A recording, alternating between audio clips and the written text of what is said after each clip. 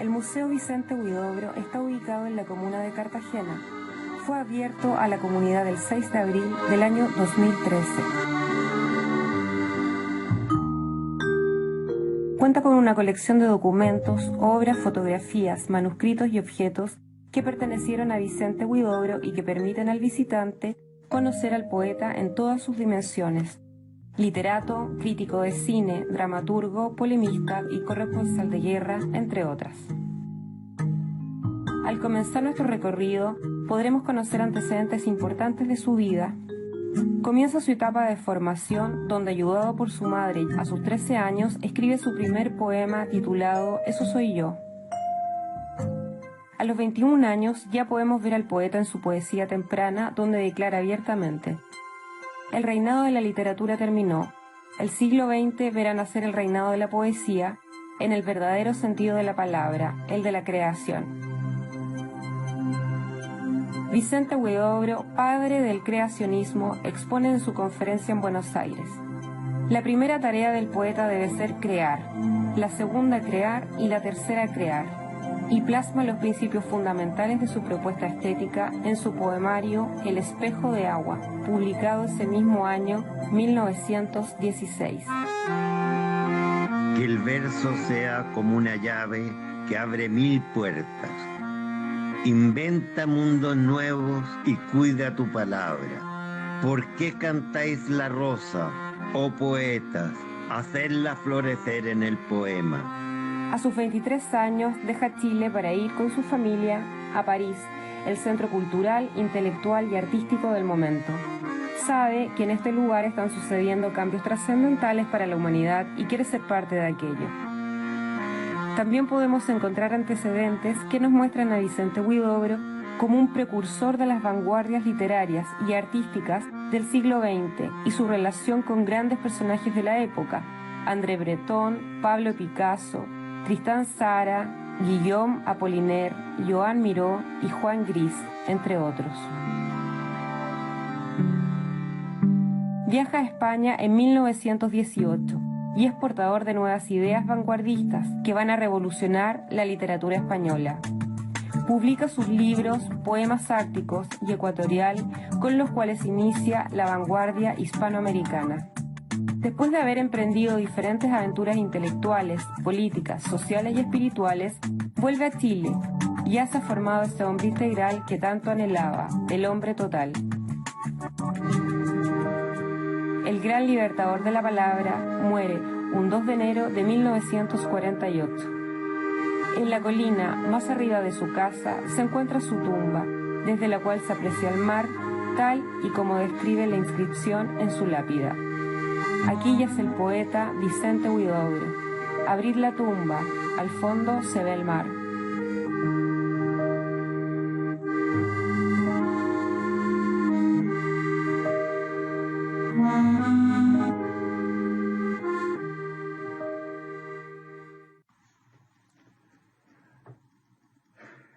Con mucha alegría saludamos a este segundo Festival Internacional de Poesía Vicente Huidobro, inspirado esta vez en la poesía escrita por mujeres y que es parte de la celebración de los 90 años de Altazor.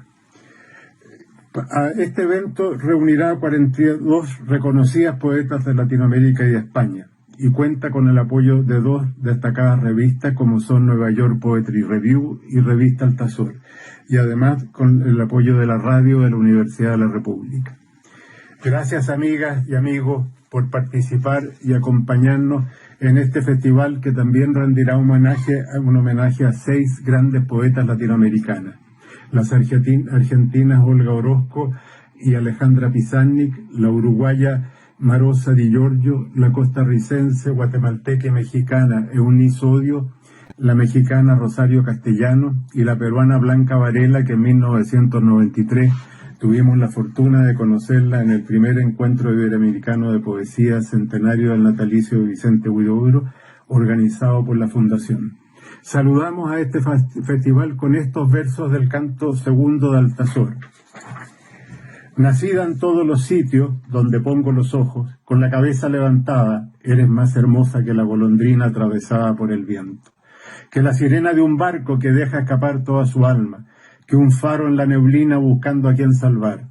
Mi gloria está en tus ojos, estoy sentado en el rincón más sensible de tu mirada, y un viento de océano ondula tus pupilas. Admiradas poetas, bienvenidas sus voces a este festival, a esta nueva fiesta de la poesía. Muchas gracias.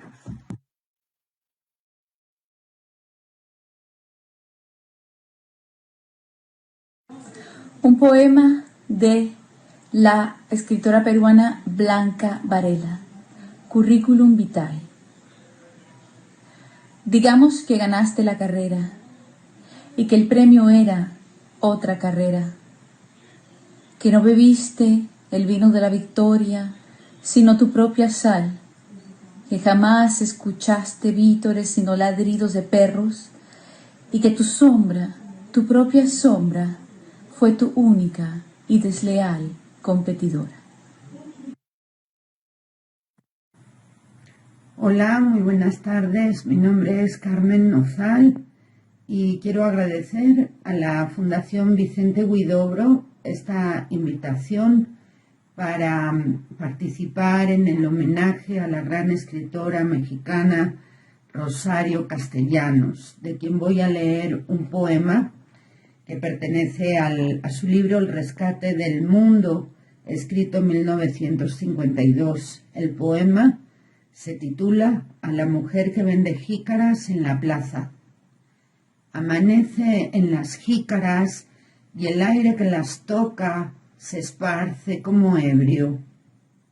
Tendrías que cantar para decir el nombre de estas frutas mejores que tus pechos. Con reposo de hamaca tu cintura camina y llevas a sentarse entre las otras una ignorante dignidad de isla. Me quedaré a tu lado, amiga, hablando con la tierra todo el día.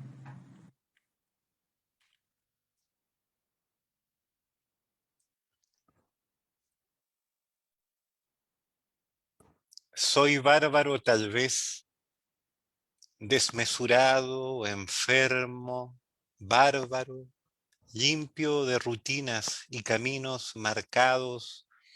No acepto vuestras sillas de seguridades cómodas. Soy el ángel salvaje que cayó una mañana en vuestras plantaciones de preceptos. Poeta, antipoeta, culto, anticulto.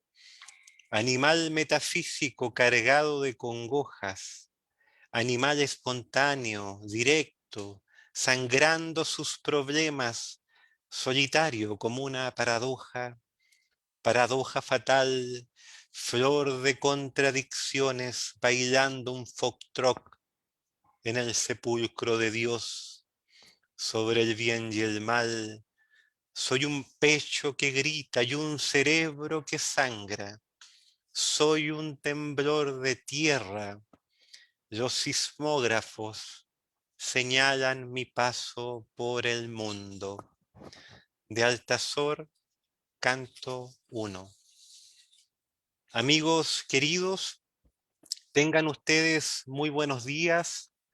A nombre de Revista Altazor de la Fundación Vicente Huidobro, Nueva York Poetry Review y Radio Universidad de la República, les damos la más cordial bienvenida a esta tercera y última jornada del segundo Festival Internacional de Poesía Vicente Huidobro, nacida en todos los sitios, celebrando los 90 años de Altazor.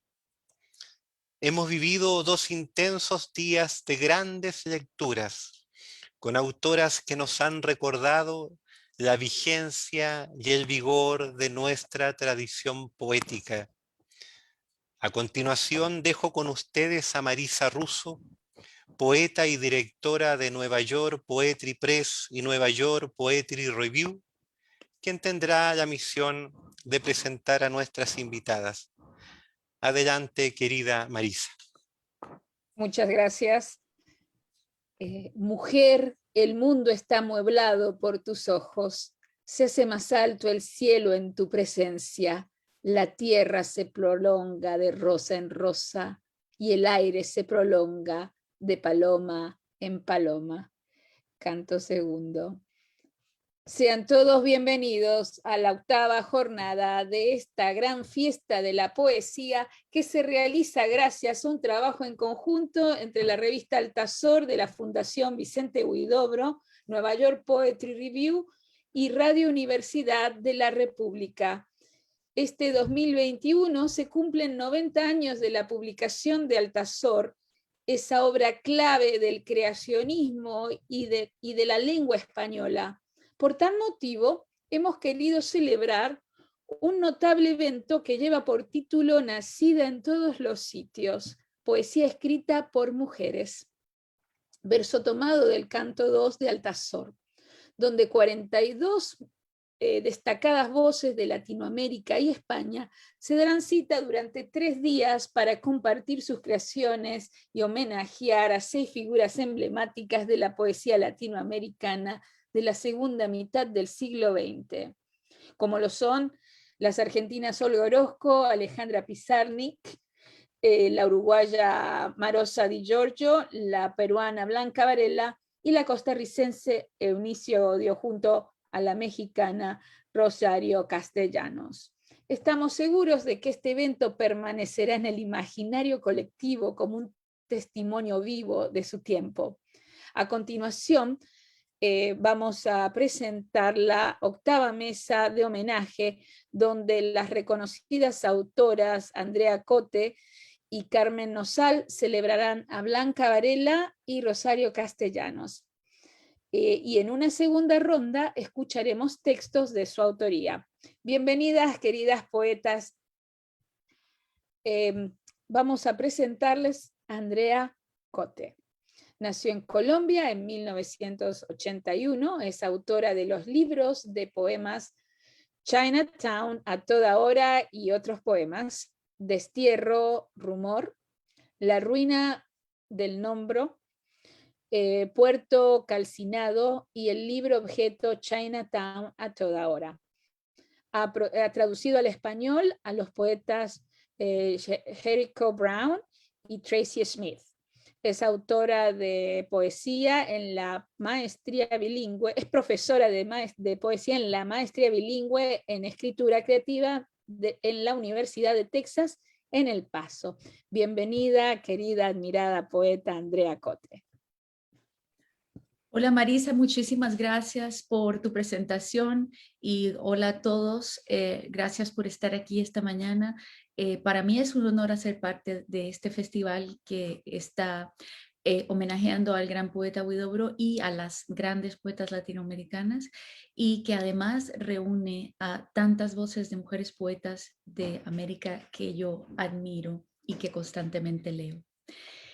No quiero tomar mucho tiempo y entonces, hablando de otra cosa que no sea Blanca Varela, que es la poeta a la que me referiré en el día de hoy, así que voy a empezar con mi presentación sobre la poesía de Varela, que es en realidad un extracto de un libro que hace muchos años vengo trabajando sobre la autora y esta es una pequeña intervención sobre la manera en que la palabra poética se hace sensible en su poesía.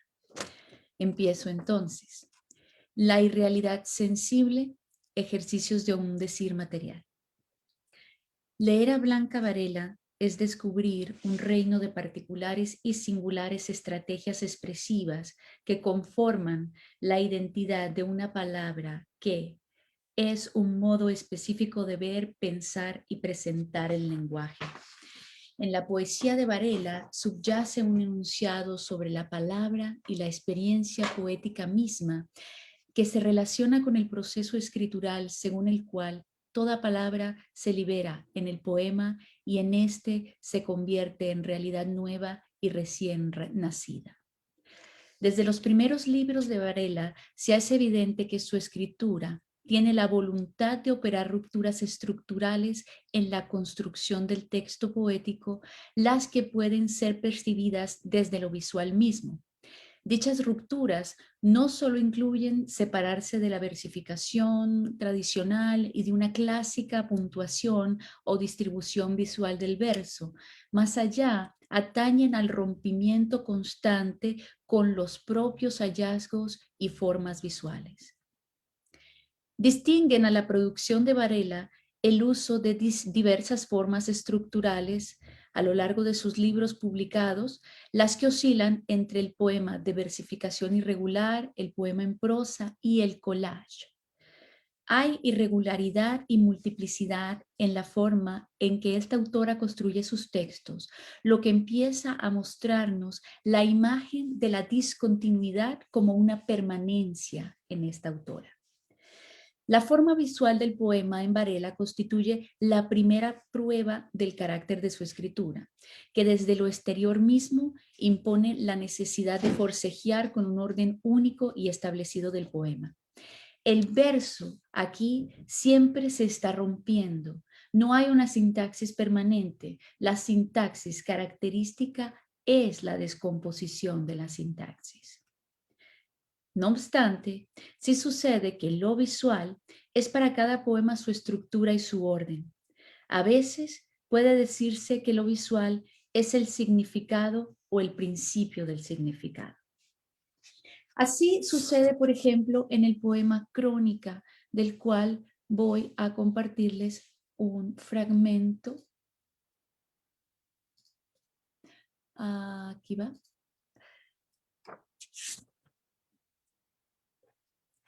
Aquí está, numerados entre 2 páginas, sus nombres son polvo amarillo en los dedos sigilosos del pobre pescador. Pero allí están, juntos, marchitos, en el racimo que cae sin saciar labios ni preguntas. Un hogar seguro en el desierto, la sólida cara de la duda no tiene paredes. Se llama así, solamente casa, solamente desierto, corral a la intemperie, noche infinita en la sentina del cuerpo, del tiempo. Así, lo que el poema cuenta parece hallar su coherencia interna en la repetición de ciertas palabras o frases y en la tensión expresiva. Este poema continúa hasta completar 10 fragmentos con una encadenación visual muy similar. Hay que resaltar que el uso que se hace de el punto y de la coma se encuentra en otros textos de Varela y es característico, ya que aunque la poeta parece no querer usar la coma, el signo ortográfico del punto no motiva la aparición de una mayúscula. Parecería que la poeta no quiere usar tal signo como para poner de manifiesto que tampoco es lícito el uso de la coma porque no hay suficiente relación causal predeterminada entre las ideas. Aquí las ideas están apretadas unas sobre otras, encadenadas por un signo ortográfico distinto, que no es estrictamente el punto o la coma que se encuentra a medio camino entre ambos. En los poemas de Varela, el aspecto visual, sus blancos y sus encabalgamientos son un modo de abrir el texto a la experiencia del juego y de la desestructuración como estructura. Instalada la discontinuidad en la forma, el poema ya no quiere ser leído de una manera única, pues su estructura está en movimiento, se presenta como arquitectura de movimiento. Las respuestas visuales y estructurales en un texto son siempre rupturas temáticas, es decir, en cada descomposición de la sintaxis se supone una descomposición lógica. Cada quiebre formal es un quiebre argumental y de contenido. Así sucede, por ejemplo, cuando en Varela la necesidad de otorgar nuevas posibilidades de organización a los vocablos se pone de manifiesto al emplear la técnica del collage para la construcción de algunos de sus poemas.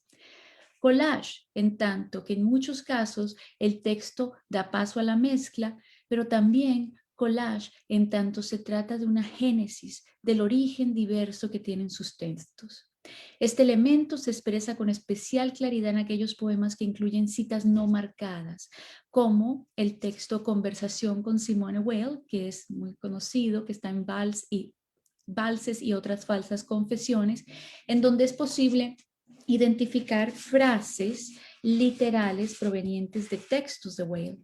Este poema, como otros poemas de Varela, está construido sobre un procedimiento que podríamos llamar de una costura escritural, para traer a colación la metáfora de la escritura del como tejido, en el que imágenes que provienen de distintos lugares de la realidad se dan cita para crear un nuevo tejido poético. A esta técnica le llamó el crítico Marcel Raymond, la definió como una de las características de la poesía posterior a Baudelaire. Básicamente la poesía del surrealismo, de la que creo que bebe mucho Varela, ¿no? Y de estas técnicas dice Raymond: hay un aumento de la velocidad en la emisión de las palabras, el sentimiento de que las distancias y la deformación entre el pensamiento y su expresión se reduce cada vez más, y que la autenticidad del lenguaje aumenta en proporción a una posibilidad de sorprenderse uno mismo, dejando aflorar movimientos que parecen gratuitos. En última instancia, la impresión de estar habitado por un poder autónomo que se ejerce fuera de las condiciones de la existencia del mundo real. Y traigo a colación la cita porque me parece que define muy bien lo que se siente al leer esos poemas de gran tensión en el collage que nos presenta Varela. Estos elementos de la construcción formal y visual apuntan nada más que a una vocación de empezar a reconocer lo poético como un lenguaje independizado del dominio del orden de la razón. La constante en el manejo visual en esta poeta es prueba de ello. El principio es como el de una batalla con una forma única y preexistente de lo visual. Es decir, una de las cosas lindas que recuerdo ahora que decía Adolfo Castañón sobre Varela es que esta poeta nunca se emborracha con su propio canto. Ella siempre está rompiendo, no solo con la tradición, sino con su propia creación. Parece que el poema siempre quiere fundar.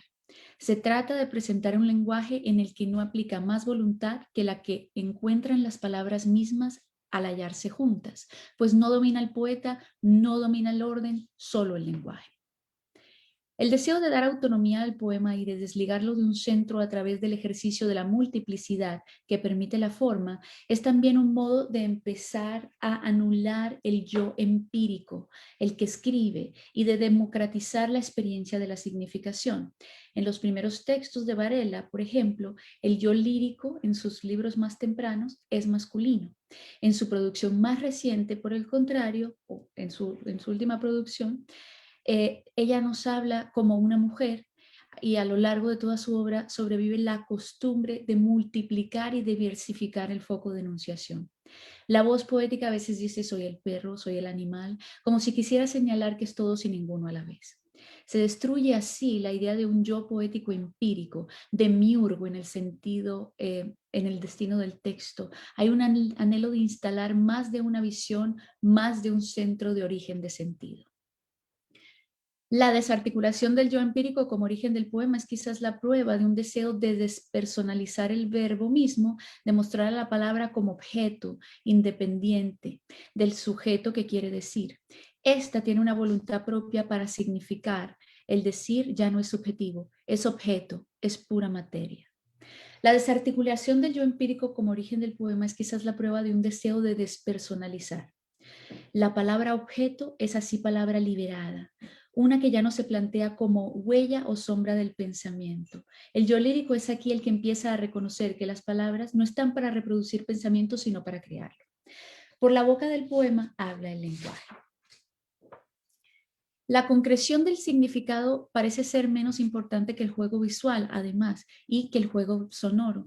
En palabras del crítico alemán Hugo Friedrich, importa ahora, desde Novalis, la atención y el acento en la construcción de un poema, tanto así que podríamos decir que lo que sucede no es que el sentido no acuda al texto, sino que su llegada no se precia.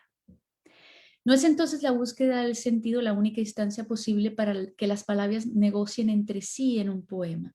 Se establecen otras condiciones de encuentro, su peso, su color o la chispa de contacto que brota al explorar el juego visual entre los caracteres que componen una palabra.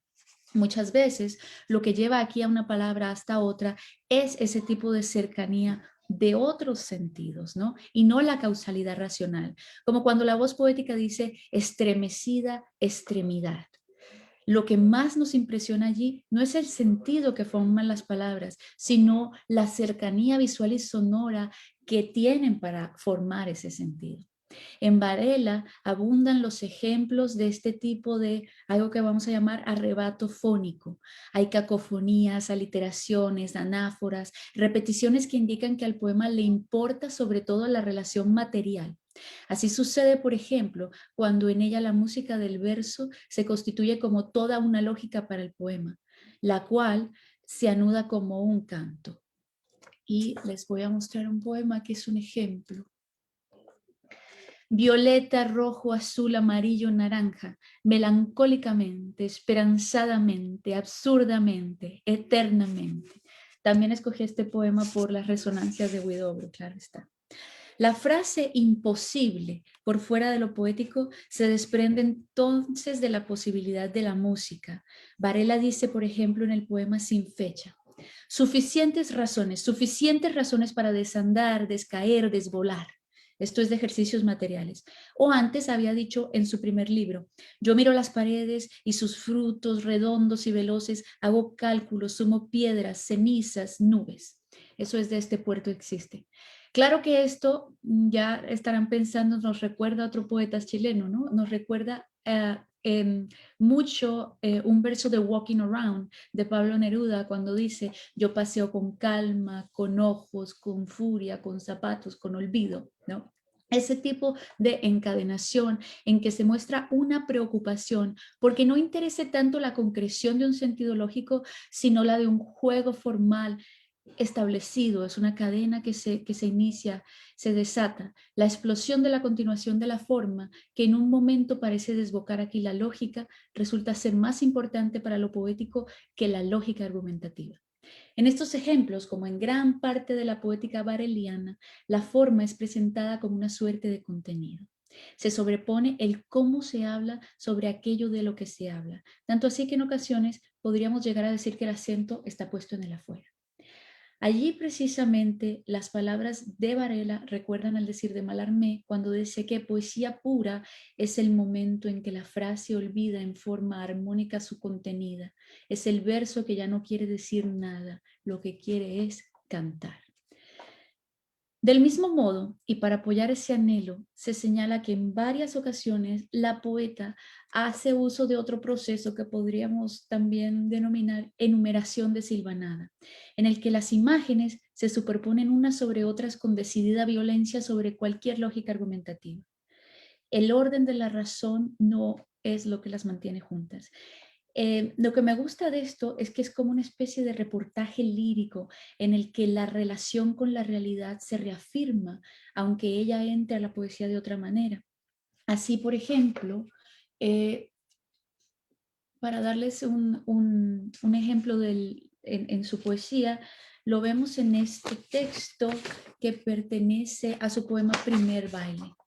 Los números arden, cada cifra tiene un penacho de humo, cada número chilla como una rata envenenada. Es triste ser la invención de un loco, un ojo de otro ojo. Hay una rueda, hay algo que nos obliga a brincar, a buscar un sitio, a perderlo, a llamar mi casa al cubil y mis hijos a los piojos. Santa palabra. En este poema es fácil percibir el procedimiento del reportaje lírico. La encadenación de los versos no parece obedecer a una línea temática, más que eso parece eludirla. En esta poeta, como en muchos de los poetas más representativos del siglo XX, como el Lorca, del poeta de Poeta en Nueva York o el Vallejo de Trilce, predomina el uso de frases nominales y hay una tendencia a anular el uso de oraciones verbales que funcionan con gran efectividad cuando se quiere imponer un núcleo temático a un texto. En el poema Taspiés también vemos algo parecido. pero bueno, voy a saltar. Así, hay una palabra que parece ser, ahora imponerse en la lectura de Varela, que es la palabra autonomía, la independencia del lenguaje frente al orden establecido, frente al control, la centralización y la univocidad. Parece insistir la poeta en la necesidad de generar independencia en el corazón de la palabra, necesidad de instituir una batalla en lo poético, o mejor decir, destituir lo poético como batalla con el decir que dice que el lenguaje es sombra del pensamiento y no una realidad en sí mismo. Un combate en el que lo poético empieza a erigirse como lógica nueva y libre.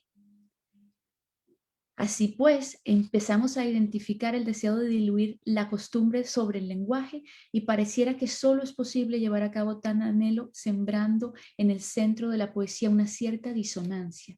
La disonancia entendida aquí como sorpresa, dislocación, descomposición, y todo esto está presente en esta poeta.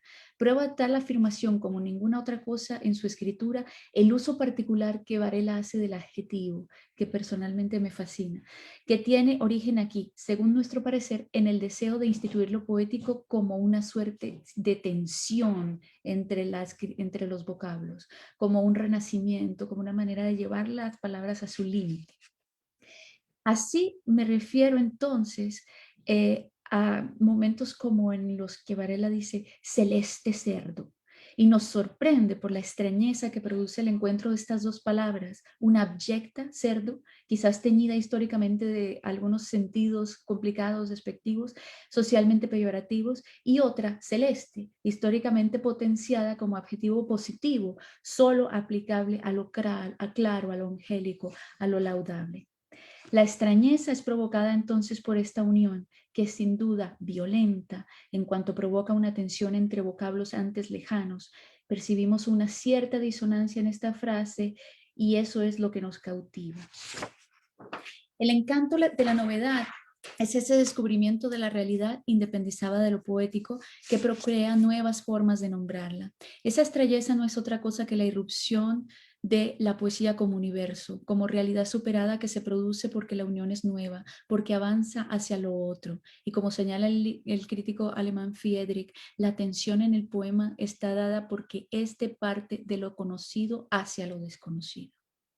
Pero esa disonancia no es aquí una categoría peyorativa, proviene de la necesidad de nombrar algo que no es habitual y que lo que avisa es que la asociación antes imposible es posible en la poesía de esta autora. Es más, es su propio reino. De lo que se trata es de rechazar la costumbre, de ofenderla, de sorprenderla y de lograr que el verso se mueva de modo cada vez más frecuente hacia esa arquitectura violenta del mundo, hacia esa necesidad de instituir la poesía como sorpresa, bloqueando y maltratando la costumbre. Como afirma Gómez sobre Varela, Miguel Gómez, el canto de Varela, más que limitarse a interrogar la realidad y la poesía, las persigue, las discute, las golpea. Cuando empezamos a hablar de tensión y de violencia escritural, empezamos a hablar de batalla con la realidad y con el orden de la razón. En tanto, este procedimiento es adjetivo y sustantivo en Varela, no es otra cosa que el deseo de ofrecer esa imagen que la realidad no dona, que es solo posible poéticamente. Como en el sueño, la palabra poética se prepara para la escritura insólita de lo visible, para privilegiar sobre la condición predicativa del lenguaje su facultad para producir imágenes, su capacidad de dar para ver lo antes invisible. La imagen poética se torna entonces en el principio operativo de este deseo. De ella parte el encadenamiento y aquello que ya Reverdy había nombrado como realidad poética. Cuanto más lejanas estén dos realidades que se ponen en contacto, más fuerte será la imagen, tendrá más potencia emotiva y realidad poética. Se sugiere aquí un deseo de convertir la experiencia del arte en el origen de mundos nuevos, posibles solo en el pensamiento y procreados a partir de la imagen. Encontrar dos realidades con violencia para procrear así una nueva realidad parece ser el designio al que se acoge Varela. Y leo entonces este fragmento del poema Primer baile. La niña vio que tenía un gran agujero en el pecho. Miró a los demás en los ojos directamente. Todos dieron vueltas y se convirtieron en gallos amarillos. Vio campos, pequeños caseríos de provincias amables y sucios. De repente, de alguna pupila salía un palo muy largo, una soga, o se convertía en una pista de patinaje por donde se deslizaban graciosamente el alcalde y los notables del lugar. Cuando vio al héroe, se sintió profundamente enamorada. Todos le debían la libertad, la libertad, la libertad. Vemos aquí que esta historia es una historia improbable y en el centro de elaboración de estas imágenes se ancla el deseo de lo nunca visto, de lo que se sabe además imposible de ver algún día, más que en el sueño. De lo que se trata es de hermanar realidades lejanas para clausurar al poema en sí y que de ese modo no dé lugar a una recuperación a partir del referente, sino a una oportunidad donde lo que está fuera es una motivación y el referente es nada más que el lenguaje como acto y como pura posibilidad. Gracias.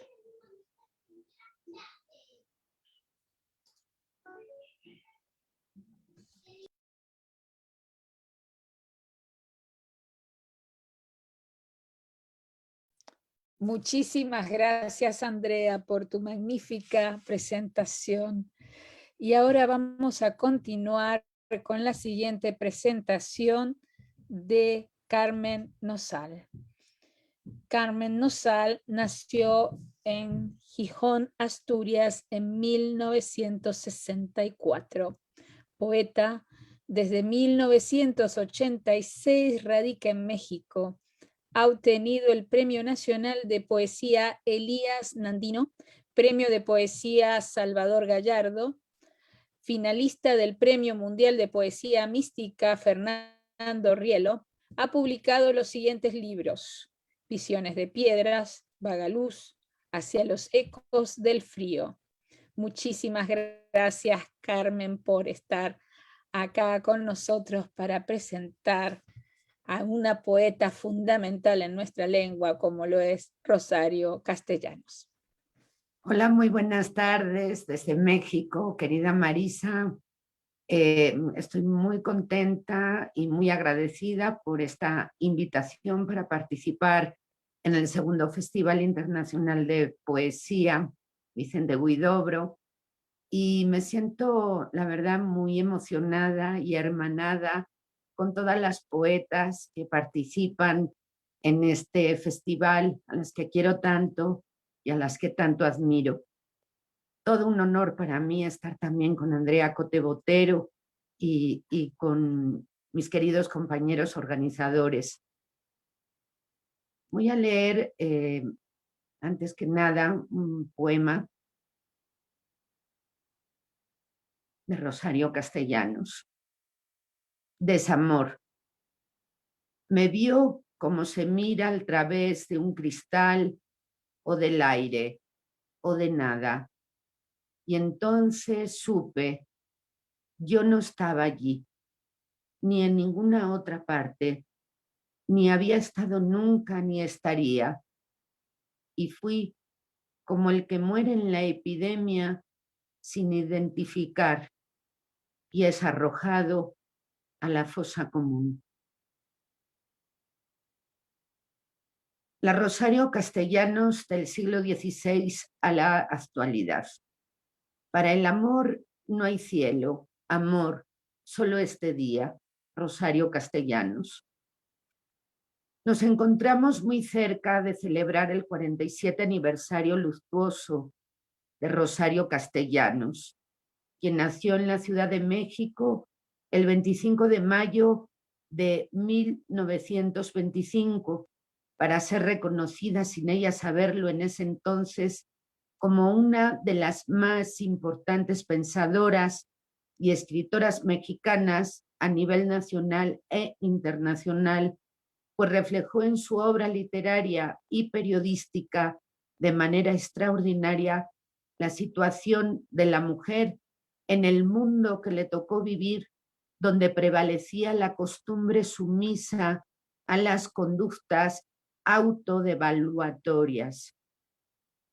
De este modo, dio cuenta de las imposiciones desmedidas del patriarcado, la constante discriminación, los estragos causados por el racismo, la marginación y la identidad, otorgando a las culturas originarias la importancia que requieren.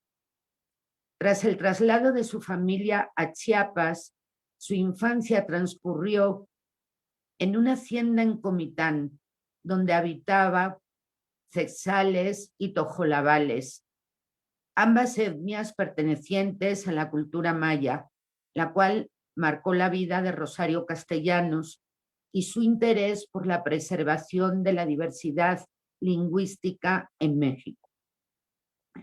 De hecho, ella misma escribe al respecto: el trabajo me abrió la primera vía de acceso al mundo.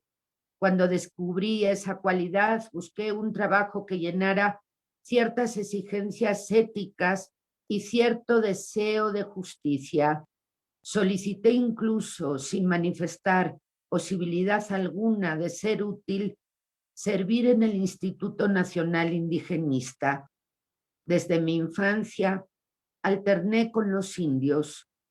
Después de adquirir una perspectiva, me di cuenta de cómo eran los indios y cómo debían ser.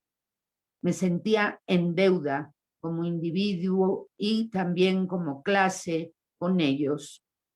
Esa deuda se me volvió consciente al redactar Balún Canán. Asumirlo trajo como resultado otros libros y la actividad de dirigir el Teatro Guiñol, que el centro del Instituto Indigenista mantiene en San Cristóbal, Chiapas. En la actualidad, su legado continúa siendo motivo de estudio por diversos intelectuales, académicos e investigadores interesados en profundizar en las diversas aristas de una escritora que se vio en la necesidad de sobreponerse a una sociedad diseñada por hombres donde la mujer no tenía cabida en un puesto relevante dentro de la literatura, siendo por ello una de las escritoras feministas más contundentes de México. José Emilio Pacheco, por ejemplo, escribe sobre ella: el cambio de actitud se ha vuelto tan radical que es difícil en este sentido hacerle justicia inmediata a Rosario Castellanos. Cuando se relean sus libros se verá que nadie en este país tuvo en su momento una conciencia tan clara de lo que significa la doble condición de mujer y de mexicana, la línea central de su trabajo. Naturalmente, no supimos leerla. Sin embargo, Rosario Castellanos no pensó solo en ella. Su inmensa generosidad, su arrojo y valentía hicieron que pusiera su mirada en numerosas escritoras que seguían perteneciendo a la zona de invisibilidad de los lectores. Así afirmó: si planeo un trabajo que para mí es el colmo de la ambición y lo someto a juicio de un hombre, este lo califica como una actividad sin importancia. Desde su punto de vista, yo y conmigo todas las mujeres soy inferior. Como es conocido por todos, Rosario Castellanos pasó del tono de desolación y tragedia al de la inmensa libertad de poder reírse de sí misma con el particular sentido del humor ácido y directo que tanto la caracterizaba, aún tocando los mismos tópicos. Así nos recuerda: yo era niña y vivía en Comitán, Chiapas, en pleno siglo XVI, lo que daba por resultado que en mi futuro no había más que una sopa. Cuando yo fuera grande, yo iba a ser mujer. También fue poseedora de una gran dosis de resiliencia con la que pudo afrontar las tragedias de su vida. Balún Canán, 1957, novela traducida al inglés, francés, alemán, italiano y hebreo, con el que estuvo el premio Chiapas en 1958, Ciudad Real, 1960, obra que la hizo acreedora al premio Javier Villaurrutia en ese mismo año. Oficio de Tinieblas, 1962, premiada con el Sor Juana Inés de la Cruz y Mujer que sabe latín, 1973, son algunos de sus más importantes títulos con los que se conforma su obra en prosa, donde predominan personajes atravesados por la melancolía. Como narradora, se caracterizó por su incesante búsqueda estética y por el estilo, donde abunda un lenguaje sincero, llano y sin recovecos, que con gran facilidad se acerca al lector, invitándolo a sostener una lectura activa y de confrontación. Por otro lado, consideraba la poesía un intento de llegar a la raíz de los objetos. En su poemario Lívida Luz concebía el mundo como lugar de lucha en el que uno está comprometido. Según Elena Poniatowska, Rosario Castellanos escribía 10 páginas diarias en la madrugada al levantarse y decía que un escritor sin disciplina jamás llega a serlo. También jerarquizaba sus lecturas con severidad, de suerte que toda su vida era un fervor. Fue una mujer de convicciones firmes y, por ejemplo, decía, no es que el poeta busque soledad, es que la encuentra. Desde su primer libro de poemas titulado Apuntes para una declaración de fe, escrito en 1947, hasta Poesía no eres tú, en 1972, volumen que concentra todos los poemarios escritos, podemos observar la influencia de sus autores preferidos, Pablo Neruda, García Lorca, Octavio Paz, Ramón López Velarde, Miguel Hernández, Rilke, Garcilaso, Fray Luis de León, San Juan de la Cruz y José Gorostiza, con su Muerte sin fin, considerado por Rosario como el mejor poema escrito en América. Además de dedicarse a la docencia, también ejerció un importante papel como promotora cultural y diplomática. Incluso en 1971 fue nombrada por el presidente Luis Echeverría embajadora de México en Israel, realizando numerosos proyectos que estrecharon los lazos y la relación entre ambas culturas. Por ese tiempo impartió clases en la Universidad Hebrea de Jerusalén. Murió a los 49 años, un 7 de agosto de 1974 en Tel Aviv a consecuencia de un accidente doméstico debido a una descarga eléctrica justo cuando iba a conectar una lámpara al salir de bañarse para contestar el teléfono con los pies mojados. Sobre su deceso se han hecho muchas conjeturas, pero yo me quedo con el comentario de Samuel Gordon. El chofer estacionaba el carro en la cochera en reversa. Tardó varios minutos en ingresar a la residencia con las mesas para recibir instrucciones. Al entrar, se encontró con la terrible escena. A duras penas, con el pie, logró desconectar el cable. Inevitable, ridículo, increíble. Por eso niego siempre tantas absurdas conjeturas. Sobre su muerte, y como si lo supiera ciencia cierta, anticipó, yo no voy a morir de enfermedad, ni de vejez, de angustia o de cansancio. Voy a morir de amor. Voy a entregarme al más hondo regazo. Yo no tendré vergüenza de estas manos vacías ni de esta celda hermética que se llama rosario. En los labios el viento, he de llamarme árbol de muchos pájaros. Dejó para el beneficio de muchos una inmensa obra literaria compuesta por libros de poemas, novelas, cuentos, ensayos y teatro. Me atrevo a pensar que Rosario Castellanos fue tan prolífera porque no era menos su inconformidad con el diseño del mundo. Elena Poniatowska ha dicho en varias ocasiones que Rosario protestaba escribiendo. La misma Rosario afirmaba que se sentía comprometida con una realidad con la que no estaba conforme y con la cual quería colaborar para que de alguna manera se pueda cambiar. Sus restos fueron enterrados en la Rotonda de los Hombres Ilustres del Panteón de Dolores, en espera de que en México se haga algún día no muy lejano una rotonda de mujeres ilustres en donde definitivamente pueda descansar en paz. Y para concluir, quiero leer unos poemas. Agonía fuera del mundo. Miro las herramientas, el mundo que los hombres hacen donde se afanan, sudan, paren, cohabitan, el cuerpo de los hombres prensado por los días, su noche de ronquido y de zarpazo, y las encrucijadas en que se reconocen.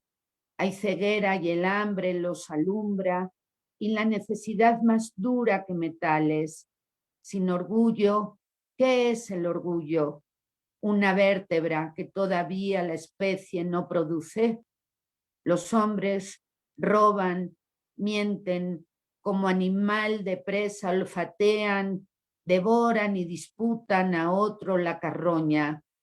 Y cuando bailan, cuando se deslizan, o cuando burlan una ley, o cuando se envilecen, sonríen, entornan levemente los párpados, contemplan el vacío que se abre en sus entrañas y se entregan a un éxtasis vegetal inhumano.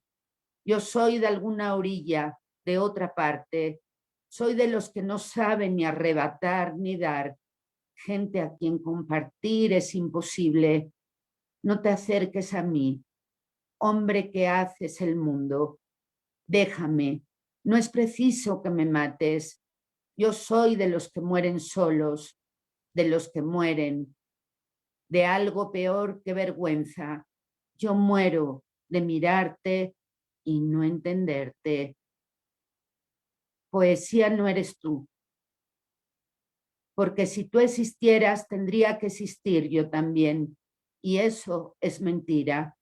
Nada hay más que nosotros, la pareja, los sexos conciliados en un hijo, las dos cabezas juntas, pero no contemplándose, para no convertir a nadie en un espejo, sino mirando frente a sí, hacia el otro, mediador, juez, equilibrio, entre opuestos, testigo, nudo en el que se anuda lo que se había roto.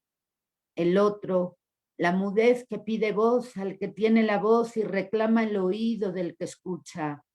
El otro, con el otro, la humanidad, el diálogo, la poesía comienzan. Gracias.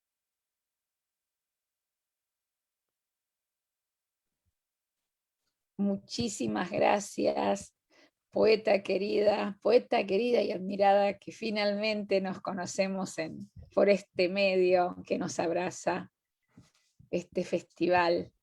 Y bueno, ahora vamos a seguir con nuestra segunda ronda, donde ustedes leerán sus obras, una selección de sus obras, y vamos a comenzar con Andrea Cote.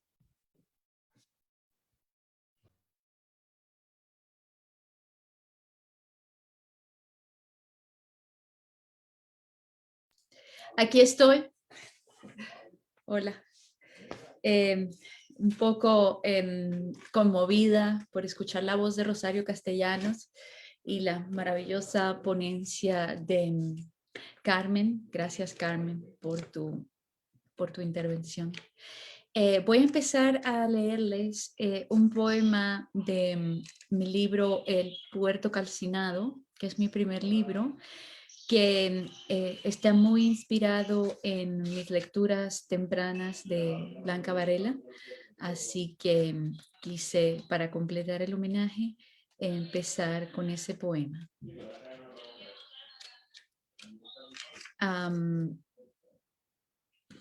Aquí está, fervor de tierra. Que este hambre propio existe es la gana del alma, que es el cuerpo. Ese es el epígrafe de Varela. Yo digo, fervor de tierra, y es la maleza que es el tiempo, y es la maleza que es Dios creciendo en descampado, la maleza de Dios que es el cuerpo. Pero nadie se ocupa del fervor, del sagrado corazón, sagrado pulmón, nuca, falange, costilla, del sagrado húmero ya no se ocupa nadie. Yo digo, fervor de tierra, y es la rabia que cosecha el cuerpo, que lo taja y lo hunde en la maleza de los días. Tenemos un fervor ufano, profano, fervor desde arriba, desde abajo, y en la tierra, que es donde ponemos la herida que nos hizo la mano de Dios, que es el cuerpo. Voy a continuar ahora con un poema de otro libro que se llama, el libro se llama La ruina que nombra. Poema sobre el desierto. La tierra que jamás quiso tocar el agua es el desierto que al norte está creciendo como un estrago de luz. Pero los hombres que han visto el despoblado, su amplitud sin sobresaltos, saben que no es cierto que la tierra esté reseca por capricho o sin ninguna bondad. Es nada más su manera de mostrar lo que transcurre en claridad y sin nosotros.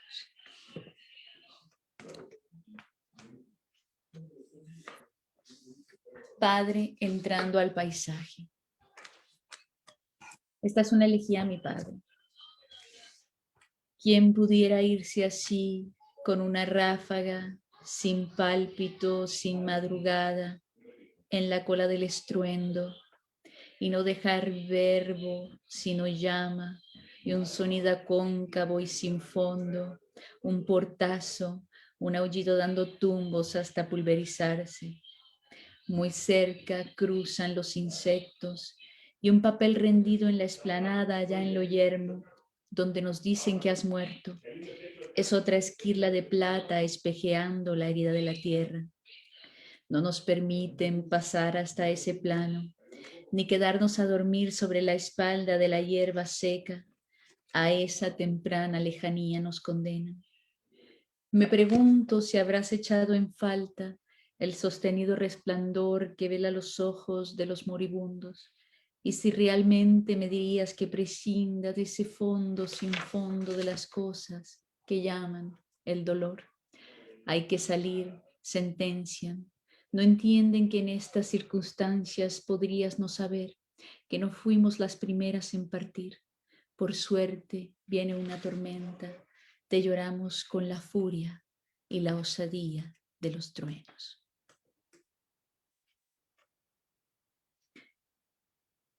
De Chinatown a toda hora. Center. A las 4:15, entre los viajantes de Chinatown, le digo, yo sobreviví al terremoto y al agua. Soy 1989 partiéndose en dos y lo que usted piensa ahora mismo, también lo soy. Soy una muchacha suave, soy china, como esa que usted cree que se vería mejor callada y despeinada en otra parte y no aquí, que se vería muy bien desnuda y estirada en un cuadro de Modigliani. Soy ella, sí.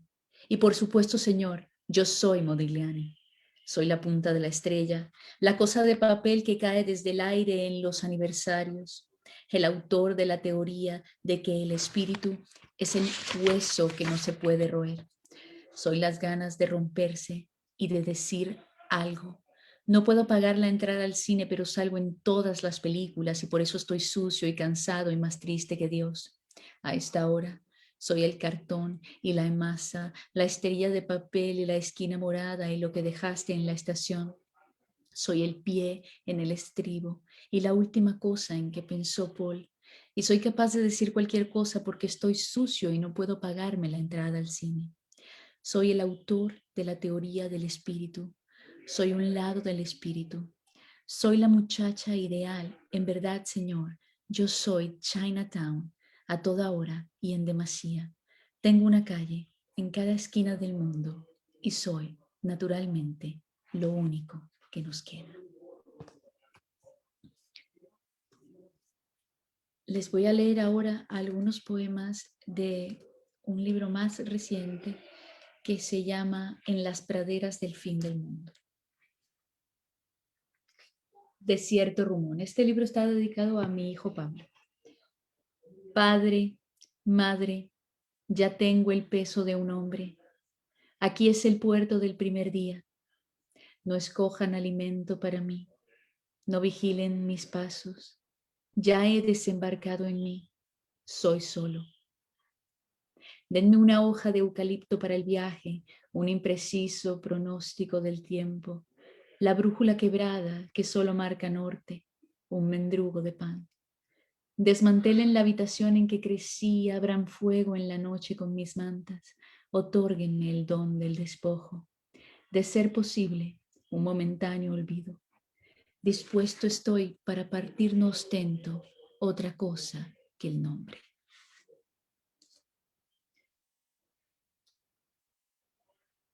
En las praderas del fin del mundo. Los que hablan de cosechas como de lánguidas apariciones, entre torres de polvo y bruma distinguen maizales de fuego, entre saguaros erguidos que al azul saludan como hermanos, extienden su feroz quejido que pide al desierto que no los vea. Las recámaras de cielo desecado, templado por ceniza y cal, invocan el amparo de un árbol cuya savia es una roca dura. En las praderas del fin del mundo, de las láminas ajadas de los cuerpos, se desclavan una a una las partículas de polvo que engulle el viejo sol, único Dios íntegro. Voy a terminar con un poema que fue publicado por la revista Altazor, por eso quiero terminar con él, que se llama En la guerra del Clorox y que cuenta sobre el principio de esta pandemia, cuando nos decían que teníamos que lavar todas las cosas y yo tenía miedo de todo con un bebé recién nacido en casa. En la guerra del Clorox. Creo que hay dos mundos. En uno de ellos yo lo limpio todo el tiempo. En ese mundo tengo laboriosas rutinas para purgar el día y sus objetos. Hablo del polvo, en parte, la capa que todo lo desborda, pero voy más allá del polvo. Me arrodillo ante las cosas, sea carne, madera, metal o plástico, todo lo recorro, lo exprimo, lo enjabono, lo deshago. Descubro porosidades hasta en lo más llano y las extraigo. En esto, siento como los músculos de mi cuerpo se tensionan cuando bajo hasta una superficie y raspo. Mis extremidades se llenan de un líquido negro imaginario que lleva el nombre de un cierto placer que desconozco. Yo tengo el control. Esa sensación entre dedos y muslos es mi gran posesión inesperada, cada vez que con mi esponja milenaria como un gigante enfurecido raspo hasta el resquicio de todo y lo aliviano, lo desgajo, lo azoto hasta arrancarle el borde puro. Hurgo una entre las cosas y les saco la muerte que cargan. Pero en las noches viajo al otro mundo, con las manos exhaustas descamando por debajo de las uñas, mi piel desprovista de toda superficie, las manos sin animal, sin el brillo de lo vivo, sin la costra de lo muerto. En mi sueño intoxicado por vapores desinfectantes, en la ruta corrosiva de lo limpio, sueño con las tardes inmundas en que yo era libre, el tedio, la caída ociosa de una gota sucia, cuando nadábamos la poseta antihigiénica del otro, comiéndonos nosotros los inmundos, las uñas en públicos, y tan solo por creerlo fuimos invencibles. Gracias.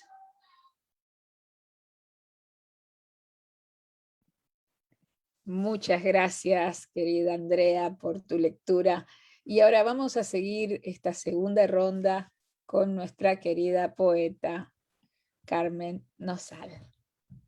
Muchas gracias y bueno, quiero felicitar a Andrea. Me encanta toda su poesía, especialmente el poema Chinatown, que tantas veces he leído, que me he aprendido fragmentos de memoria y que celebro felizmente de escucharlo en su voz. Yo quiero empezar mi lectura con algo que normalmente no hago, que es anteponer al castellano, al español, el bable. El bable es la lengua de Asturias, donde soy originaria. Quiero leer un poema en esa lengua. Voz mineral. Namai me quedó una melodía de silencios esmuciéndose en la noche, una ausencia dura fecha de solombres minerales y marmullos tatuados na lingua. Namai rescamplíos de sangre rellumando en tu cuerpo que me resucitan esmanes como un duelgo infantil. Namai me quedó el pulso trastornado de una estatua, porque les piedres cuando duermen sueñan que da que ellos ablandia en el fósil de los sospechos y al despertar son sableres de un tiempo perdido que me allarga la acordanza. En español, voz mineral. Solo me dejaste una melodía de silencios escurriendo por la noche, una ausencia dura, hecha de sombras minerales y rumores tatuados en la lengua. Solo fulgores de sangre iluminando tu cuerpo que resucita en mis manos como un dolor cobrizo. Solo me dejaste el pulso trastornado de una estatua, porque las piedras, cuando duermen, sueñan que algo se les ablanda en el fósil de sus pechos y al despertar son arenas de un tiempo perdido que prolonga mi memoria. Voy a continuar leyendo un poema que no está en ningún libro, está manuscrito en el acervo digital del Instituto Cervantes en España. Se titula Nordeste. Tengo un silbido y no lo escucho. Mis amigas dicen que lo tengo y no lo oigo. Dicen que me llevarán con el neumólogo y no me gusta. Escucho el viento que azota sobre la marejada, el nordeste sobre las gargantas de los acantilados, oigo, mientras nos corta la cara con su frío salvaje. Ahí sobre la colina, ahí sintiendo, yo me tomaba de la mano de mi madre y mi madre se tomaba del brazo de mi padre y mi padre iba a pasarle el brazo por encima de los hombros a mi hermano, pero lo guardaba en un arrebato de cobardía, empujándolo hacia el bolso de la chaqueta como si se escondiera del mar en ese instante que nunca más ha vuelto. Ahora voy a leer un poema que está dedicado a todos los desaparecidos de México. Se titula Las moscas. ¿Quién sino las moscas pueden mostrarnos el camino? Ahí están, dicen las moscas, absortas en su danza prehispánica. Ahí están, insisten murmurando con un zumbido incesante. Ahí están, apuntan las moscas como plañideras, adentro del espanto de esa noche, adentro del monte arriba por el que algún día corrieron cuando eran niños. Ahí están los sueños torturados, los pantalones rotos, un tenis, 4 plumas, 2 carcajadas, los vestidos desgarrados, una libreta. Las novias que siguen esperando se preguntan, ¿dónde están? Ahí están, responden las moscas, sobrevolando los huesos, el hedor penetrante de los días, la esperanza mutilada, el silencio que gime como viento desollado. Ahí están, todos revueltos, abrazados, con la juventud brillando bajo los párpados.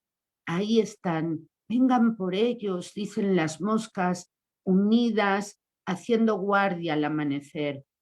Ahí están, dicen inquietas, ambiguas, impotentes, respirando el olor dulzón de la carne amarga. Ahí están presentes los cuerpos que brillan como pequeñas luciérnagas. Ahí están las moscas nacidas de la compasión, las moscas de la misericordia. Ahí están contando lo que pasó con sus alas turbias y su color azul. Ahí están los ojos más tiernos, los más transparentes ojos por los que brotan árboles luminosos. Ahí están los rostros llenos de lodo con el corazón intacto, las huellas de sus pasos sobre esta oscura piel llamada patria. Ahí están sus lenguas besables, sus labios agrietados, sus cálidas gargantas, su afónica oración. Ahí están las frentes inclinadas, bendecidas por sus madres antes de salir de casa. Ahí están los que nunca más volvieron, calcinados, molidos, dispersados, aguardando, aguardando. Ahí están dispuestos, extenuados, con relojes de arena y voces invencibles. Ahí están con la mirada profunda y las pestañas llenas de polvo y aves. Ahí están los Emilianos, los Panchos, los Chaparritos, los que sabían leer, los que serían distintos. Ahí están las Lupes, las Citlalis, las Juanas y Marías, las artesanas, las costureras, las enamoradas eternas. Ahí están las moscas que sobrevuelan la verdad. Y ahí están todos, con el polvo en los guaraches y los puños apretados, los padres, las madres, los hermanos, los abuelos. Ahí están los maestros, los albañiles, los campesinos, las amas de casa con su olla humeante de frijoles heridos. Ahí están, los mataron, los quemaron, los aventaron, como quien tira un saco de piedras a la orilla del mundo. Ahí están, dicen las moscas, con su rumor de letanía, recitando los nombres, los apellidos, la inmensa lista de los que nunca vuelven, la obstinada legión de los despiertos. Y bueno, como hace unos días fue el aniversario de la República Española,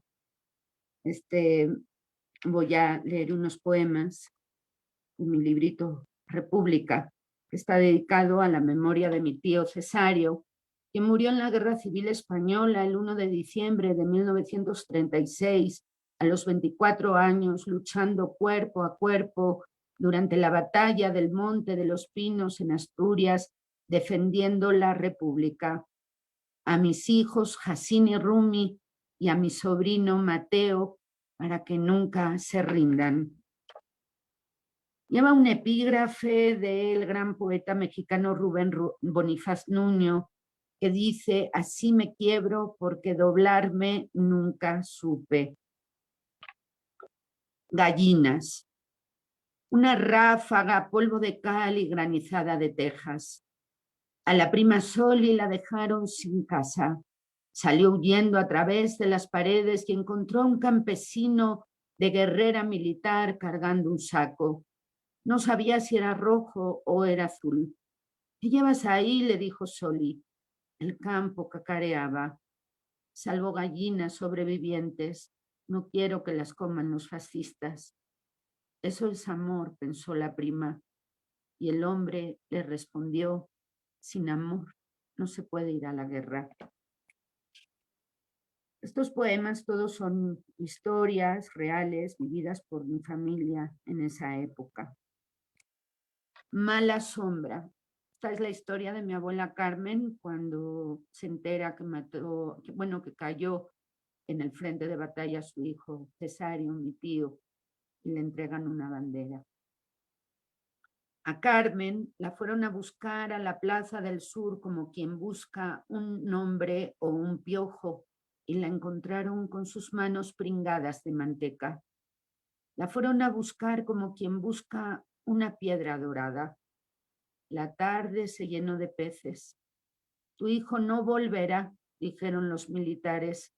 Se quedó en el monte de los pinos. Rompió a llorar y se limpió las manos. No sabía escribir. Dijeron, firma. Frotó su pulgar con el mandil. Le dieron un papel, un puñado de letras y una bandera. Puso su huella como una lápida.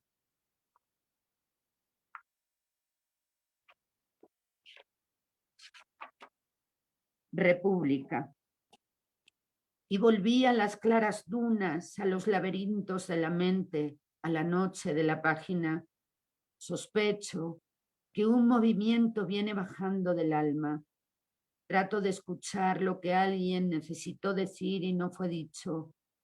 Pienso, entonces, en la fosa común a espaldas de mi casa, donde mi tío sigue sin poder olvidar.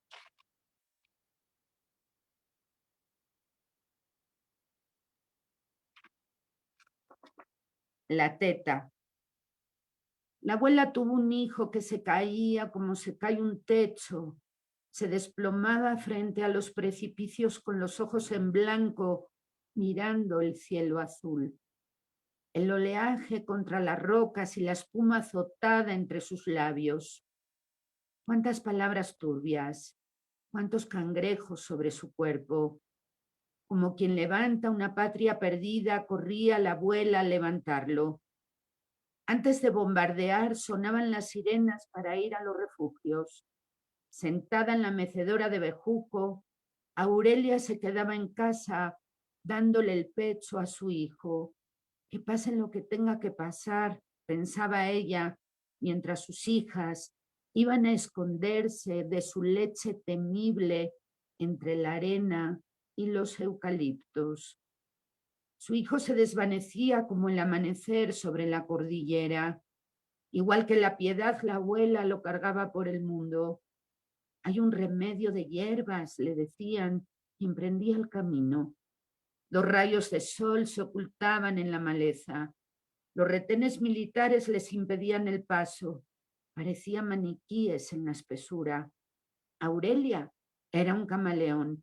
Alzaba el puño, levantaba la mano, cantaba todos los himnos. Un día le intervinieron. Te vamos a fusilar, le dijeron los fascistas. Su hijo se convulsionó. Que pase lo que tenga que pasar, repitió Aurelia. Llegaron los republicanos, se mataron entre todos, le dijo al brujo mientras su hijo bebía el té de hierbas entre la arena y los eucaliptos. Y para terminar esta lectura voy a concluir con un poema titulado México, que narra un poco la historia de mi tío abuelo, que fue el que llegó aquí, a México. México se titula el poema. Al cuñado de Paquita lo denunció su hermano. Esta noche vendrán por ti, le dijeron los vecinos cuando sacaba el ocle de los pedruscos. Tragó saliva, se secó el sudor viendo las olas y encontró un barco a punto de zarpar. Toda la vida le pasó por su frente. Con los pantalones arremangados y el pecho saliendo de su camisa, echó a correr sobre la arena quemada. A zancadas venían los pensamientos, los 3 años de su hija y su esposa por parir. Entre la muchedumbre, miró por última vez el cielo. No había viento, ni nubes, ni aves. ¿Cómo se quita el sol?, dijo, mientras marchaba sin saber a dónde iba. En la cubierta estaban las mujeres. Nadie hablaba. La miseria olía a sal. Comenzó a oscurecer. Los disparos salieron de la bruma. Vio cuerpos lanzarse por estribor y se escondió en un tonel donde dormían las ratas. No pude ir a la guerra, se dijo, y decidió luchar. Pensando que las ratas eran fascistas, sacó valor. Mientras las estrangulaba, recordó a su hermano. La traición no tiene cuello, es una lengua sin fin. Ensangrentado y famélico, puso los pies en la tierra, arpas y marimbas. el aire cálido. Las nubes tropezaban por el cielo y él, descalzo, sin saber a quién decirle, mi hijo acaba de nacer. Muchas gracias.